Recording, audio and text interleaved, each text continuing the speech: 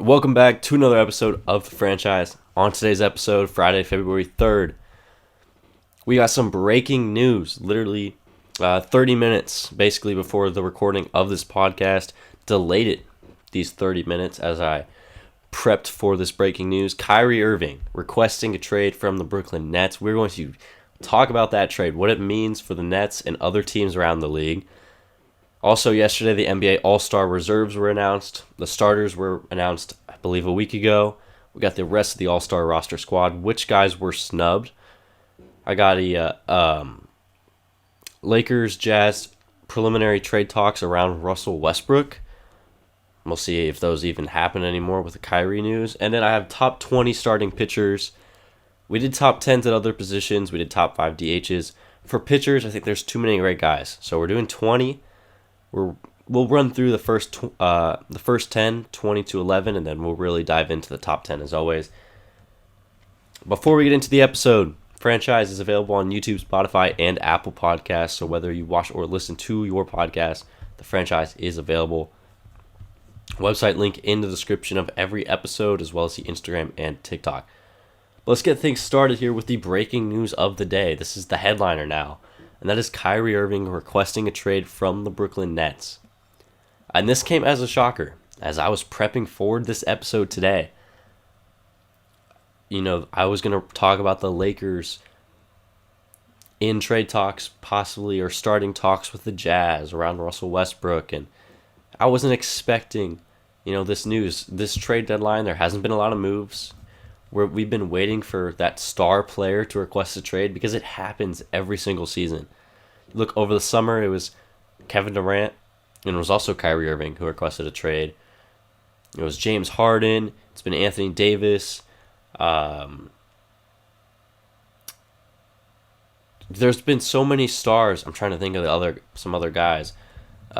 There's been so many stars every single season, basically, that go out there and request a trade. And this year, we've been waiting for that guy. And it's Kyrie Irving. So Kyrie Irving, today on Friday, like 30 minutes ago, officially requested a trade from the Brooklyn Nets. And the report is he wants to be traded by the deadline, or else he is going to walk in free agency and leave the Brooklyn Nets. And the Nets will get absolutely nothing in compensation for Kyrie Irving. Kyrie's an all-star this season, putting up 27 points, 5 rebounds, 5 assists, shooting 48, 37, 88% splits. He's played the second most games with Brooklyn in his 4-year tenure with them. 40 games played this season. You can imagine if he doesn't request his trade or doesn't get traded, he will be playing the most games he's ever played with the Brooklyn Nets. And that's one of the biggest conversations with Kyrie Irving in his time with Brooklyn. It's been he hasn't played a lot of games. His first year, he played 20, followed by 54, 29, and 40 games with Brooklyn. And there's also been a lot of controversy basically every single season surrounding Kyrie off the court. Look at the 2021-22 season in the season where he played 29 games. He didn't want to get COVID vaccinated. He didn't want to get vaccinated in order to play at home games in New York City. So he was only able to play on road games for a little sliver of the season. And then the start of this season, he says what may be some anti-Semitic remarks. Gets cut by Nike, brand deal gone, suspended from the Nets for an extended period of time. And then he came back and has quietly became an all-star, and quietly, just under the radar, has had a really great season because he hasn't had any off-the-court issues since the start of the season. The Nets are the current 4 seed in the Eastern Conference, so the Nets are playing great basketball. I know Kevin Durant's been out for a few weeks, and he'll continue to be out for a few weeks with his knee injury. But when Kyrie and KD have been on the floor together this season, the Nets have been a surprisingly great team, because the story for the Nets since Kyrie and KD have been there is they just need to be on the floor, and this team, the ceiling for this team is a championship with the guys that they have, and Kyrie, Kevin Durant, Joe Harris, Nicholas Claxton, Seth Curry. They added Ben Simmons last year. But Kyrie doesn't want to be a part of the Nets anymore because he couldn't get that long-term contract extension. And there's really two avenues for Brooklyn to go here. They keep him, and he leaves in free agency for nothing, or you trade him, right? Let's take a look at the more interesting, fun route, and something that I think is possible that will happen, and that is Kyrie gets traded. What teams could possibly be interested in Kyrie Irving? A guy who's a talented basketball player, one of the best point guards in the league, best players overall in the league, but doesn't always seem dedicated, committed, has some off-the-court issues at times. What teams will be interested in Kyrie Irving? I think the first and most obvious one is the Los Angeles Lakers. Right, wearing the Lakers hat today. The Lakers are the most obvious destination for a team that's going to go out there and pursue Kyrie Irving.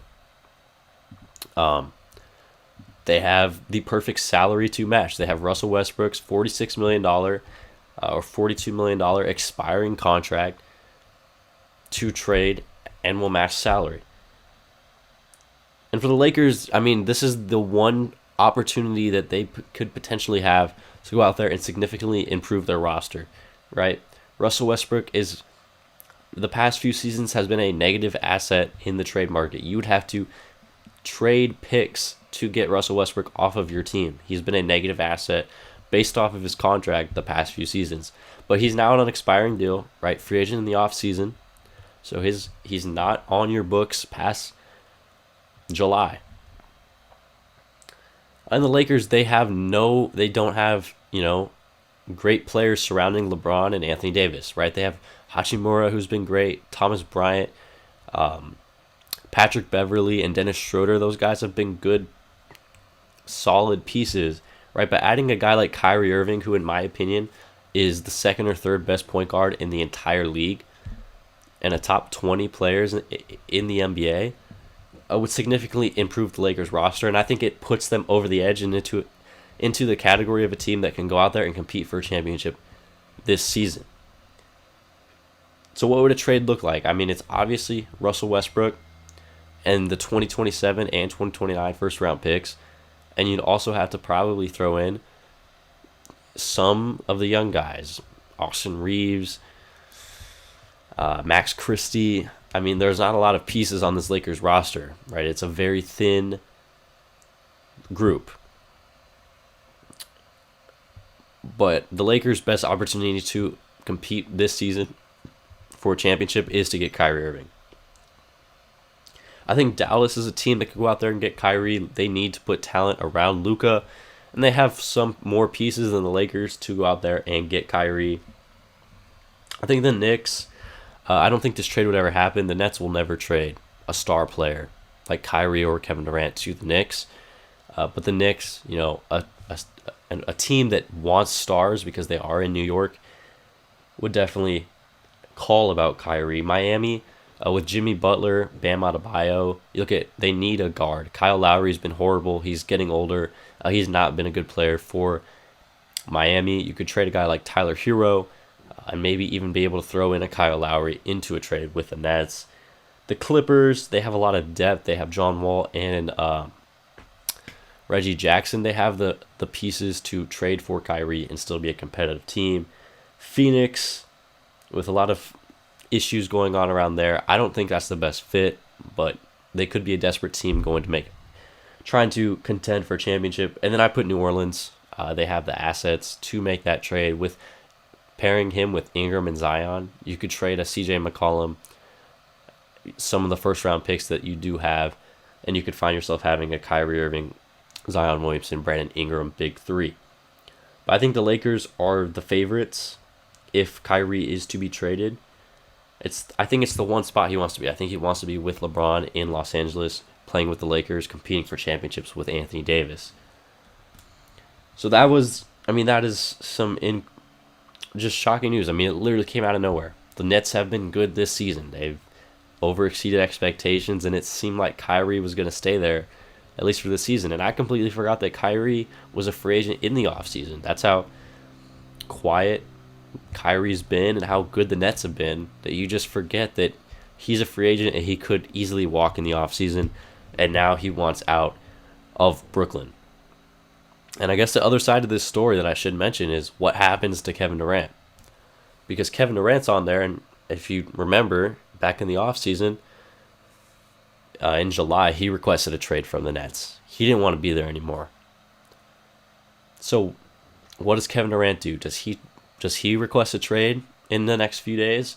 Or does he ride out the end of the year with Brooklyn, request a trade in the offseason when Kyrie's not a part of this team anymore?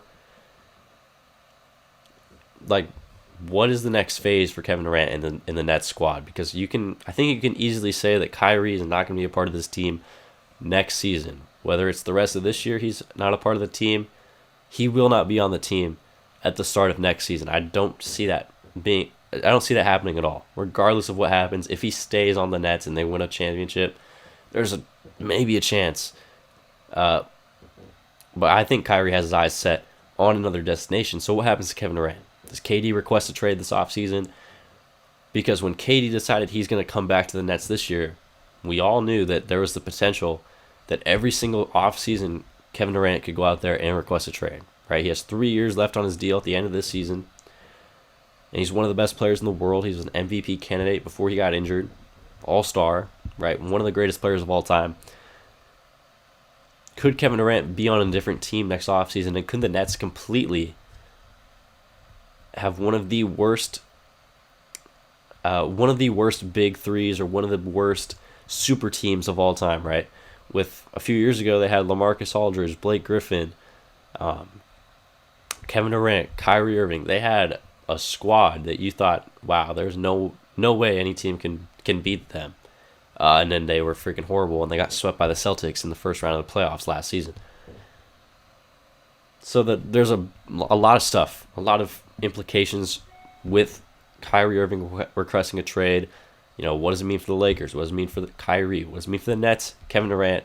The rest of the league is impacted by this one decision of Kyrie Irving requesting a trade. So I was going to talk about this next topic instead of this because I didn't know this was going to happen. I didn't know Kyrie requesting a trade was going to be a thing.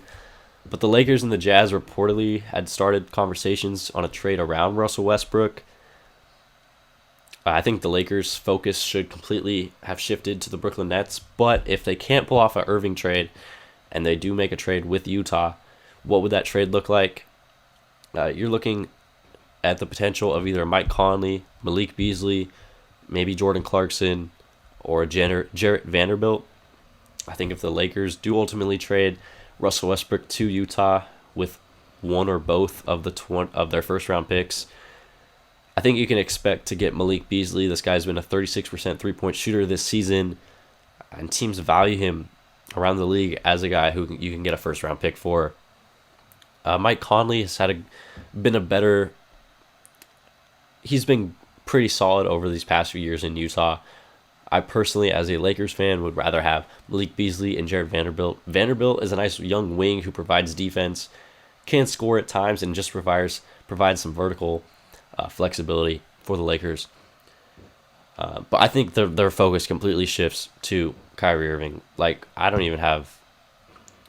there's no reason to talk to the Utah Jazz unless you cannot get Kyrie Irving. All right, moving on to NBA All-Stars. So the starters were announced last week. Let's see if I still have them up in here. The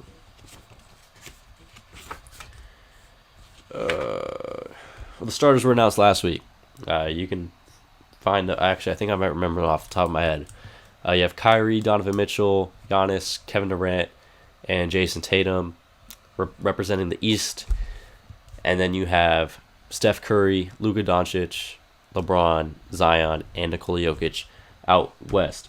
So the reserves for the All-Star game: Paul George, Shai Gilgeous-Alexander, Jaren Jackson Jr., Damian Lillard, Lauri Markkanen, John Morant, Domantas Sabonis from the West.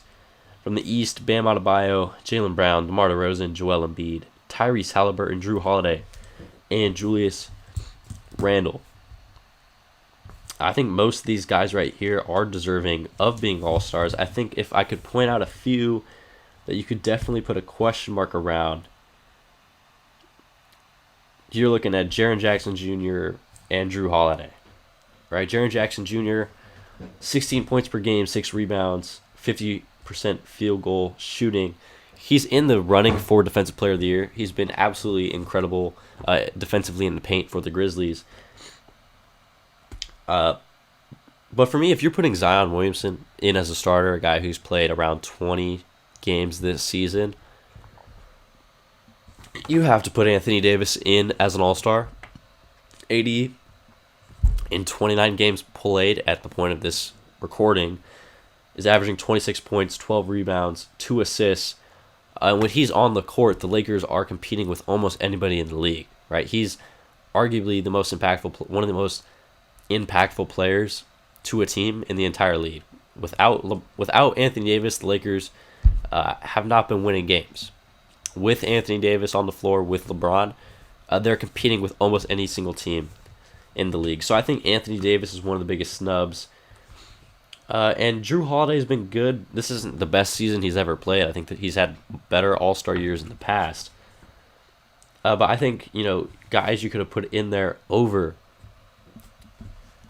Jrue Holiday. Jalen Brunson from the Knicks, 22 points, 3 rebounds, 6 assists. And the thing is, obvious, the NBA splits it up into East-West when we don't even play East-West all-star games anymore.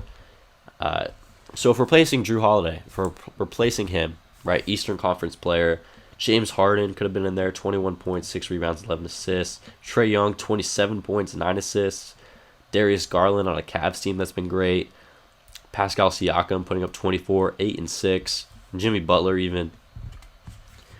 And then one other guy I want to mention who I think should be an all-star. He's led the Sacramento Kings to a 3 seed currently in the Western Conference. His teammate is an all-star in Sabonis. That's De'Aaron Fox. 24 points, 4 rebounds, 6 assists. Is one of the reasons why this Sacramento Kings team is where they are. And that's in a playoff team, a top 3 seed in the Western Conference right now. It's just crazy to me how you don't put De'Aaron Fox in the all-star conversation. Right, every single year there's going to be snubs, but I think this year, if I could have put any of these snubs in, I'm putting Anthony Davis in, I'm putting De'Aaron Fox in, I might even put Trae Young in, and I'm taking out Jrue Holiday. I might take out even DeMar DeRozan, and I'm taking out Jaren Jackson Jr. Joel Embiid, also, he should be starting. He's arguably the favorite for MVP, 33 points, 10 rebounds. 4 assists, 53% shooting. He's coming off the bench. Either way, he gets the all-star nod. I think most of these guys, though, are deserving of being all-stars. All right, this is basically the meat of the podcast right here, and that is top 20 starting pitchers heading into the 2023 MLB season. We've gone through catcher, first, second, third, short, left, center, right, and DH. We've done top 10 at each of those. We did top 5 at the DH position. I was debating doing top 10 starting pitchers, but I just think limiting to top 10 cuts out so many other pitchers that there would be a lot of controversy saying, I could just see some comments. I don't really care about comments, but I can see, and I mean, I've done this before, right? If there's a top 10, you're saying, how is this guy not in the top 10? Well, he's number 15, but he's not in the top 10. This is only a top 10 list. So I did top 20 to acknowledge some of these great pitchers in the game because there's so many of them. The first 10 guys, 20 through 11, I'll run through quickly. I didn't pull up their Baseball Savant page to look at their advanced stats. I just wrote down their base stats for these guys. MLB Network, actually I should pull up their list real quick because MLB Network has been doing their top 10 at each position. I think most of them have been pretty bad. They did their top 10 starting pitchers a few days ago, and I think it's a pretty bad list. I mean, most of these guys on here I do have in the top 10, and all of them are in the top 20. But their top 10 starting pitchers is horrible. Their number 1's Corbin Burns, 2 Verlander, 3 is Carlos Rodon, 4 Max Scherzer, 5 Sandy Alcantara, 6 Shohei, 7 Max Fried, 8 Zach Wheeler, 9 Jacob deGrom, and 10 is Julio Urias. We'll get to my list in a minute. Carlos Rodon at 3 is pretty crazy. I do have him at top 20, but him being number 3 makes absolutely no sense. And we can run through the rest of their list real quick before we get to mine. Their catchers, JT Realmuto, I had at number 1. They have as well. They have Will Smith, Adley Rutschman, Sean Murphy, Wilson Contreras. I mean, most of their top 10 catchers I have in mind. I think the biggest thing here is Salvador Perez being a top 10 catcher, coming in at number 8. This guy was horrible last season. He's one of the worst defensive catchers in Major League Baseball. He can hit, but last year he had a down year compared to 2021 where he hit, I think it was 40-plus home runs. Salvador Perez is not a top 10 catcher. Their shortstops, they have Trey Turner, Correa, Bogarts, Seager, Lindor, Swanson, Bichette, Adames, Anderson, Franco. Their shortstop list is good. Obviously, I have Correa number 1, Turner number 2. I would agree with most of this list. I think Willy Adames is underrated, but I'd put him at probably like 11. Their second base list, I mean, some of these guys I didn't even put on my list. I think they're probably just outside of it. See if there's anything else I don't agree with here. Justin Turner being a top 10 third baseman is false. That doesn't make any sense to me. He's at number 7. Max Muncy shouldn't even be top 10. He had a bad year last season. Don't really understand that. The first baseman one's pretty solid, I'd say. Center fielder, Julio Rodriguez is better than Byron Buxton. I don't understand that at all. Right field's pretty solid. Left field. Okay. I mean, most of their list is pretty good. They always just have some players ranked in spots that they don't belong.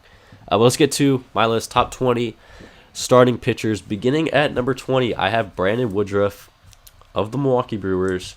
Last season with a 3.05 ERA, 190 strikeouts, 1.07 whip with a 3.08 FIP. Woodruff, a part of that rotation in Milwaukee, whether you want to call it a big 2 or a big 3 with Burns, Woodruff, and then Freddie Peralta you can put in there. He's a part of one of the better pitching staffs in Major League Baseball, especially in that NL Central for the Brewers. The past few seasons, he's been a dominant pitcher. 2021 was a great season for him as well. He's going to come in at number 20. Like I said, I'm not going to talk about in depth these guys as much. Number 19, I have Tyler Glasnow from the Rays. He, in the last 2 seasons, has pitched 92 innings. Obviously, he went through some sort of, I think it was elbow injury in 2021. He had a 2.66 ERA in 2021. Last season, in 2 games, he had a 1.35. He just doesn't have enough innings pitched and games played to be up higher on the list. But when he does play, he's a really, really great pitcher on the mound. 6'6", has a nasty slider and curveball and an electric 99-mile-per-hour fastball to throw at you as well. Number 18, this one might cause some controversy, but that's Alek Manoah. Came in 3rd place in the American League Cy Young race last season, 2.24 ERA with 180 strikeouts, .992 whip with a 3.35 FIP. Arguably the best pitcher, I mean, not arguably, he's easily the best pitcher on the Toronto Blue Jays staff. And they have a great pitching staff, by the way. I mean, Alek Manoah, Kevin Gausman, Jose Barrios, added Chris Bassett with Kikuchi, Hyunjin Ryu also in the back of that rotation. But him leading the charge, he's such a young pitcher, was an all-star last year, finished top 3 in Cy Young. I think he's going to continue to get better. He does walk and hit a lot of batters, so that's the only reason I have him a little bit lower. But he's always really on his A game, one of the tougher pitchers in Major League Baseball. He's at 18. 17, Zach Gallen from the Diamondbacks, 2.54 ERA, 192 Ks, 3.05 FIP, and a .913 whip. That is the lowest in the National League last season. He had a streak last season. I wasn't able to find it, of a scoreless inning streak. That was one of the highest all-time in baseball. This guy is a very underrated pitcher. He's the best pitcher on that Diamondbacks staff. I think the Diamondbacks will be a pretty good team next year. He's going to be a big part of that. And he's one of the most underrated pitchers, and he can easily dominate a game. He comes in at 17. 16, I have Zach Wheeler from the Phillies, 2.82 ERA, 163 strikeouts, 2.89 FIP, with a 1.039 WHIP. Last season for the Phillies, that obviously went on that deep run to the World Series. He pitched great in the playoffs at times. You look at 2021, he led the National League in strikeouts. This guy is a strikeout machine. Last season, not as many, only 163 strikeouts, to have a down year in that department. But with the Phillies being a very competitive team next season, or at least that's the expectation, him being, whether it's the number 1 or number 2 in that rotation for Philadelphia, he's a dominating pitcher. Electric fastball, great slider. Zach Wheeler, number 16. 15 is his teammate, Aaron Nola. 3.25 ERA, 235 strikeouts, .961 WHIP with a 2.58 FIP. Same thing for this guy. This guy, great fastball, sinker, whatever kind of pitch he throws. You could really classify it as both. Changeup is great. He has a lot of, a great arsenal of pitches. Obviously, like I said, with Wheeler, great playoff run. This guy had 235 strikeouts last season. That's insane numbers. He's at 15. Number 14 is Dylan Cease. This guy finished second in the AL Cy Young, so you could say he's too low. 2.20 ERA, 227 strikeouts, 1.1 WHIP, 3.1 FIP. The best pitcher on that White Sox staff. Disappointing year for Chicago. The only reason I'm having this low, last year was the best year of his career, and before that, he had high 3s, 4 ERA in his career. So I think if he puts together another great season on the mound, he could easily enter the top 10, and obviously he finished top 2 in Cy Young last season. So he'll definitely move up this list with another great season, maybe all-star appearance. Even if he wins the Cy Young, he's going to jump into the top 10.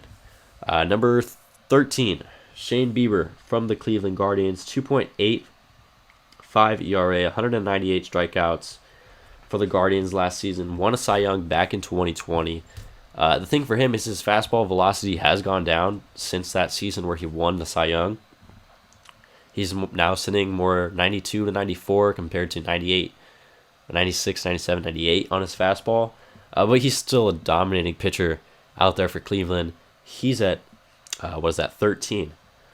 Number 12, this is Carlos Rodon. MLB Network put him at number 3. He's a great pitcher. I don't think he's the third best pitcher in the game. I don't even think he's the best lefty in the game. So, 2.88 ERA last season, 237 strikeouts, 2.25 FIP. That was the best in the National League. 1.028 WHIP for the Giants. Signs with the Yankees this offseason. Him and Garrett Cole and Nestor Cortez produced one of the best rotations in the game. I think this guy's a good pitcher. I know I just said that he shouldn't be top 3 and he's not the best lefty. That doesn't mean I don't think he's a great pitcher. This guy's an amazing pitcher. I would have loved him on the Angels. He's just not the third best pitcher in the game. I think every guy above him does something better. And then number 11, just missing out on the top 10, is Framber Valdez from the Houston Astros. 2.82 ERA, 194 strikeouts. This guy's the best ground ball pitcher in the game. He gets ground ball outs more than he gets any other out, basically. I mean, he strikes that batters out for sure, but his hard hit percentage is among the lowest. Exit velocity off the bat is among the lowest. This guy produces swing and miss stuff. He has a nasty curveball, one of the best curveballs in the game. I think this guy is a Cy Young candidate heading into the 2023 season in the American League, but he just misses out on the top 10. All right, number 10. Max Fried, Atlanta Braves. He's not arguably, he's the best pitcher on that staff. I know they had Spencer Strider last year, and they have other guys in that rotation. But Max Fried, 2.48 ERA last season in 30 starts, 185 innings pitched. He had 170 strikeouts with a 1.01 WHIP. This guy throws an extremely high fastball. His fastball, he doesn't throw the fastest in the world. He sits around 94. Curveball 74, slider 87, changeup 87 as well. Low fastball spin, but he's an effective pitcher at using his stuff. Throws his fastball about 46% of the time. Even even though it's a league average fastball and it doesn't have a lot of spin, he's able to use it in ways that get him outs. So he's at number 10 on this list. Number 9 is Shane McClanahan. And if the page wants to load, I can tell you all about him. 2.54 ERA last season in 28 starts. Was an all-star. Did start for the American League. 194 strikeouts with a .93 whip. This guy has an electric fastball. It's among one of the hardest fastballs in the game. I just froze. Okay. Are we good? I think we're good. Average fastball for Shane McClanahan sits at 97 miles an hour. His changeup is 89 miles an hour. That's freaking incredible. That's insane. 90th percentile in fastball velocity. He has a 94 whiff percentage on his pitches. He's an incredible pitcher. I think he's going to be even higher up on the list at some point. I have him as the second best left-handed pitcher in baseball. Number 8 on this list is Julio Urias. I have him as the best left-handed pitcher in the game. Was a top 3 finalist for the National League Cy Young last season for the Dodgers. 2.16 ERA, 166 strikeouts with a .96 whip. Fastball sits 93, curveball, changeup. This guy's uses his pitches in an amazing way. Low whiff percentage, but he does have a very high strikeout rate. Fastball has a lot of spin, and he's a pitcher, right? He is able to use his pitches in certain counts, and depending on the hitter and their tendencies, to strike guys out and to get outs at an extreme level. Best left-handed pitcher in the game, Julio Urias. Number 8 pitcher in the game. All right, number 7, Garrett Cole from the Yankees. 3.5 ERA last season and 200 innings pitched, 257 strikeouts, 1.02 whip. Garrett Cole's been a great pitcher, arguably top 10 pitcher for the last 5 seasons since his years started back with the Houston Astros. Hasn't been the best pitcher at times with the Yankees. Oh my God, who the frick is calling me right now?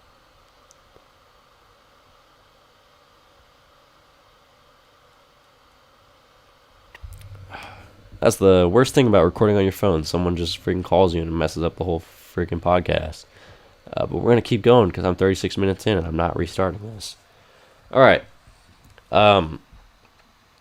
Continuing here. 257 strikeouts for Cole last season. His time with the Yankees, he's been a great pitcher. He hasn't been as good as he was in Houston, obviously, and hasn't had the best playoff success. Look at the 2021 wild card against the Red Sox. He got lit up. But his fastball sits 98 miles an hour, average 93rd percentile in velo, 91st in spin, has a very high whiff percentage. He has an elite arsenal and has a friggin' elite stuff. Garrett Cole, number 7. Number 6 is Shohei Ohtani. I have him as the best DH in baseball, best player in baseball, and number 6 pitcher in baseball. He finished, I believe, in the top 10 in American League Cy Young voting last season. They're showing me his hitting stats. Can I get his pitching stats? Please. All right. 1 second. Baseball Savant's not showing me his pitching stats. They're showing me his hitting stats because Ohtani is a freaking legend and does both at an elite level. All right, last season for Ohtani on the mound, 2.33 ERA. That's the best year he's ever had pitching. 166 innings pitched. Ohtani, where's his strikeouts? 219 strikeouts last season, 2.4 FIP, 1.012 WHIP. He led Major League Baseball in strikeouts per 9 at 12 strikeouts per 9 innings. Finished 4th in Cy Young, 2nd in MVP last season. What he's able to do on both sides of the ball. And as a pitcher, his arsenal is elite. He can throw 101 mile an hour fastball, cutter, splitter, one of the best splitters in the game. He's at number 6 in this ranking. Number 5, I have Max Scherzer from the New York Mets, 38 years old, and this guy's a top 5 pitcher in the game. He's absolutely elite. Last season, 2.29 ERA, 173 strikeouts, .91 whip, 23 games, didn't miss some time with injury. Fastball still sits 94 miles an hour as a 38-year-old.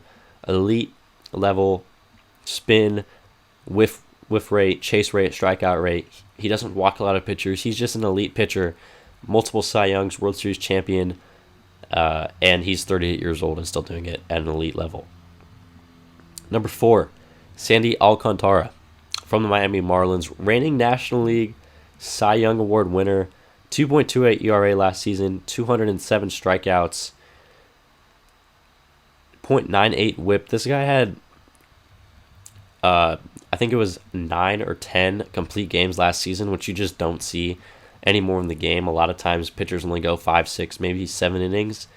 But Sandy was able to go the full distance multiple times this season. 98 mile per hour fastball on average, elite velocity, strikes out a lot of guys. For a Marlins team that's bad, right? They have great pitching, and Sandy Alcantara is freaking elite. He doesn't allow runners, and he doesn't allow runs to come in, and he strikes batters out at an elite rate, right? He is number 4.